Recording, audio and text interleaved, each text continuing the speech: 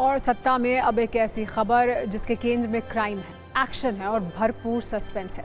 ये खबर उस बॉलीवुड से जुड़ी है जिसकी कई फिल्में आप सभी न्यूज़ मित्रों ने देखी होंगी और आज भी देखते होंगे। लेकिन रियल लाइफ पर चलने वाले इस बॉलीवुड के अंदर पिछले कुछ दिनों में रियल लाइफ में इतना कुछ घटा है जिसमें सच के सस्पेंस और असली थ्रिलर की मात्रा बहुत ज़्यादा है। आज सुबह से आपने बॉलीवुड एक्टर सैफ अली खान पर हुए एक जानलेवा हमले के बारे में कई खबरें देखी होंगी, बहुत कुछ सुना होगा, लेकिन क्या इन सब के बीच आपने एक बात पर गौर किया? क्या बॉलीवुड का टाइम अभी खराब चल रहा है? क्योंकि बॉलीवुड के 3 बड़े स्टार पिछले कुछ महीनों में बड़े संकट में दिखे हैं। 14 अप्रैल 2024 को सलमान खान के बंगले पर फायरिंग हुई, जिसमें लॉरेंस गैंग का कनेक्शन सामने आया। दिलचस्प यह है कि सलमान का बंगला भी उसी बांद्रा में है जहां सैफ अली खान का घर है। इसके बाद 1 अक्टूबर 2024 को गोविंदा के पैर में गोली लगी और उन्हें अस्पताल जाना पड़ा। दावा किया गया कि रिवॉल्वर को साफ करते वक्त गोली चल गई और वो घायल हो गए। लेकिन साल बदलने के बाद भी बॉलीवुड का टाइम नहीं बदला है और अब सैफ अली खान पर घर में घुसकर चाकू से हमला किया गया है। हालांकि इस कहानी में भी अब तक जितने जवाब नहीं मिले हैं उससे ज़्यादा सवाल मौजूद हैं। लेकिन सबसे पहले हम आपको एक शख्स की तस्वीर दिखाते हैं जिसे सैफ पर हमला करने वाला आरोपी बताया जा रहा है। दावा है कि यह तस्वीर उस वक्त की है जब हमलावर सीढ़ियों से सैफ के घर में दाखिल हुआ था और उसी दौरान सीसीटीवी ने उसे रिकॉर्ड कर लिया।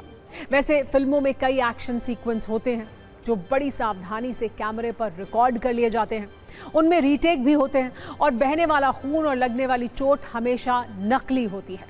लेकिन असल जिंदगी में ना तो रीटेक है और ना ही नकली हथियार है, सब कुछ असली है और बहुत गंभीर है।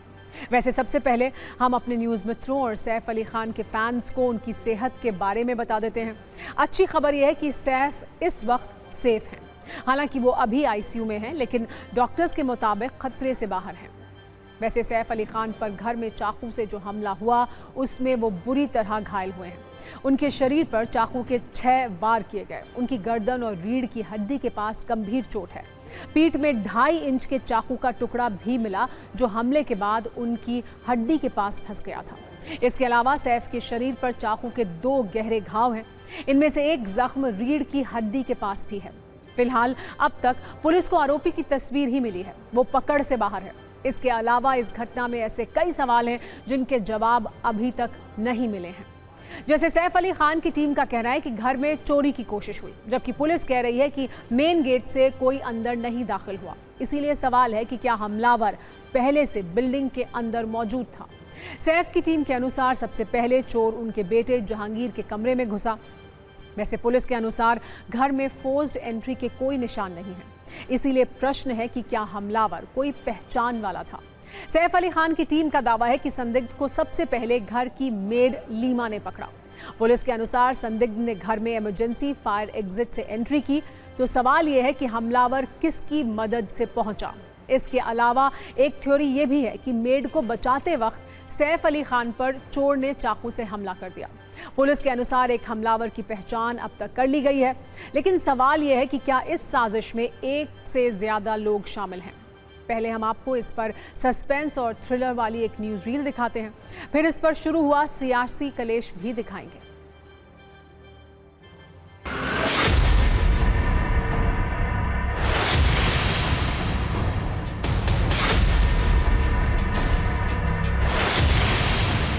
He sustained major injury to the thoracic spinal cord due to lodged knife in the spine. Surgery was performed to remove the knife and also repair the leaking spinal fluid.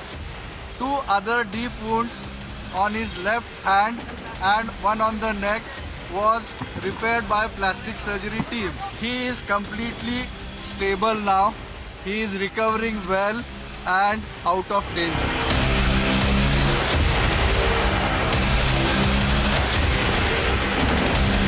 अभी तक के इन्वेस्टिगेशन में ये एक चोरी का attempt था, ऐसा हमारे इन्वेस्टिगेशन में निष्पन्न हुआ है। एक्यूज्ड को जल्दी अरेस्ट करने की कोशिश हमारी चल रही है। एक एक्यूज्ड आइडेंटिफाई हो चुका है, उसने स्टेयरकेस का यूज़ किया था, ये पता चला है। उस एक्यूज को अरेस्ट करने के लिए टीम्स फील्ड पर है। 10 डिटेक्शन टीम्स हैं जो अलग अलग डायरेक्शंस में काम कर रही है। एक एक्यूज्ड है, वो एक्यूज्ड की मूवमेंट उस अपार्टमेंट में कल रात में ये इंसिडेंस के समय पे देखी गई है और उस दिशा में इन्वेस्टिगेशन चल रहा है।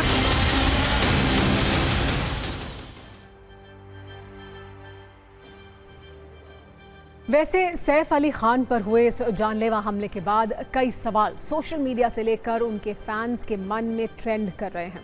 क्या इस हमले के पीछे जो कहानी बताई जा रही है उसमें कोई ट्विस्ट है? सैफ और करीना का 33 लोगों का स्टाफ है, जिनमें पीएस, पीआरओ और करीब 10 बॉडीगार्ड भी शामिल हैं। तो आखिर किसी को ये पता कैसे नहीं चला? क्या हाई प्रोफाइल सोसाइटी में बिना किसी की मदद के घुसना संभव है? आखिर सोसाइटी में नाइट ड्यूटी पर मौजूद सभी सुरक्षा कर्मियों को चकमा देकर हमलावर अंदर घुसा कैसे? और सिर्फ इतना ही नहीं, सैफ अली खान पर हमला करने के बाद आरोपी इतनी आसानी से भाग कैसे गया? अब पुलिस इस सवाल का जवाब भी तलाश कर रही है कि क्या वारदात में हमलावर के साथ कोई और भी मिला हुआ है। हालांकि सैफ अली खान के साथ इस वारदात के जरिए नेताओं को राजनीति करने का नया स्क्रीन प्ले मिल गया है। इस पर भी हम आपको आइए एक रील दिखाते हैं।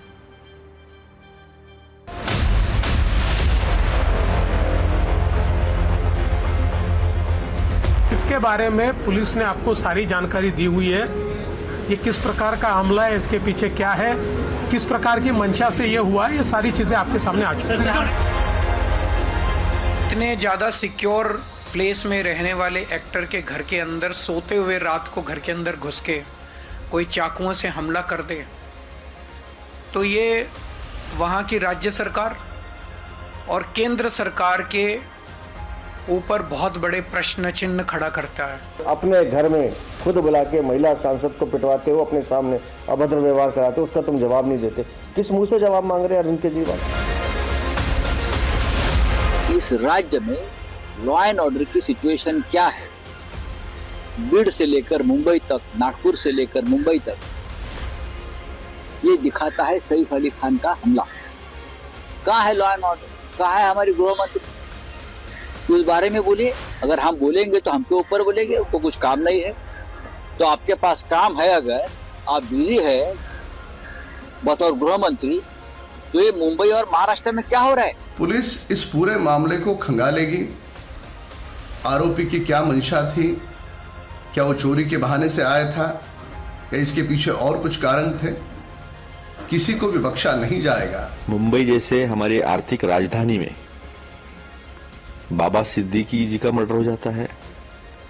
सलमान खान को अपने घरों के खिड़कियों पर बुलेट प्रूफ कांच लगाने पड़ते हैं और सैफ अली खान को घर में घुसकर उन पे हमला हो सकता है। तो ये सरासर गृह मंत्री का और सरकार का फेलियर है। लॉ एंड ऑर्डर व्यवस्था जो मुंबई की है was considered one of the best in the world. सिर्फ देश में ही नहीं, one of the best in the world. और उसको चोट पहुंचाने का काम लगातार चल रहा है। अगर सही मायने में इन्वेस्टिगेशन होता, टाइम बाउंड इन्वेस्टिगेशन होता, तो शायद ये घटना रोकी जा सकती थी। वैसे सैफ अली खान पर हुए इस जानलेवा हमले से बॉलीवुड से लेकर साउथ फिल्म इंडस्ट्री के लोगों के बीच भी एक जोर का झटका उन्हें लगा है और उन्हें यकीन नहीं हो रहा है कि बांद्रा जैसे इलाके में किसी सेलिब्रिटी के साथ ऐसा हो सकता है। इस पर अभिनेता अनुपम खेर ने सवाल किया है, इतनी सुरक्षा के बीच कोई घर में कैसे घुस सकता है? पूजा भट्ट ने भी इस घटना पर चिंता जताई है और ये कहा है कि मुंबई पुलिस बांद्रा इलाके में सुरक्षा को और बढ़ाए। इसके अलावा साउथ के सुपरस्टार जूनियर एनटीआर ने भी कहा है कि वो सैफ अली खान पर हमले से हैरान और दुखी हैं। सैफ अली खान के साथ हुई चाकूबाजी के बाद अब बॉलीवुड के स्टार्स के मन में चिंता का अलार्म बज रहा है। 70 सेकंड की एक न्यूज रील, उस पर भी आइए आपको दिखाते हैं।